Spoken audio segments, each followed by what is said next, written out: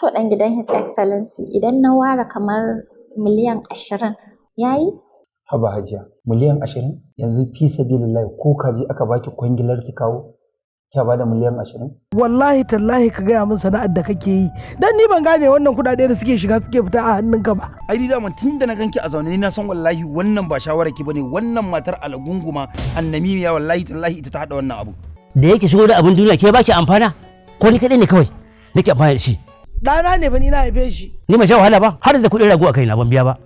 Haba mai gida, ya daga shigon ka zaka dauke abinci a gabansa. Yanzu wani abinci kika nama zugu-zugu a ciki, ba shi kaɗai ne yaron na gidan, ba mai sauran yaron ba. Tun da goje nake ta jin hayaniya ana hayaniya me ke faruwa ne? Duk sanda aka yi abinci a gidan sai ta ware zuku-zuku nama sai ta tara sauran yaran. Kai da kake wahalar ne ya kamata a ce kai ma ana sa maka nama mangara a kwance a cikin bulat ɗin. Ai ƙara da ba ajiye mu ba, saboda in aka ajiye mu wannan abin ɗayan biyu ne. In ban mutu ba zan dawwama asibiti in na ci wannan abincin. Na'am. Ta dawo baya. Kai to ni da aka sha mini wai kana ta aiki gayya, wannan shi ne aiki gayya? A'a Malam Jibo, ai dole ne aikin, na yi gayyatan aikin gayya ba a zo ba. To me zai hana na yi? Kai do Allah wannan ba aiki gayya bane, hasada she ka fito da ita baro kake nunawa. Wai na kagarin nan. Ba ka da kowa. Mun yi magana, mun yi ciniki da ita za ta kawo miliyan 30 nan da kwana biyu. Miliyan 30? Miliyan 30?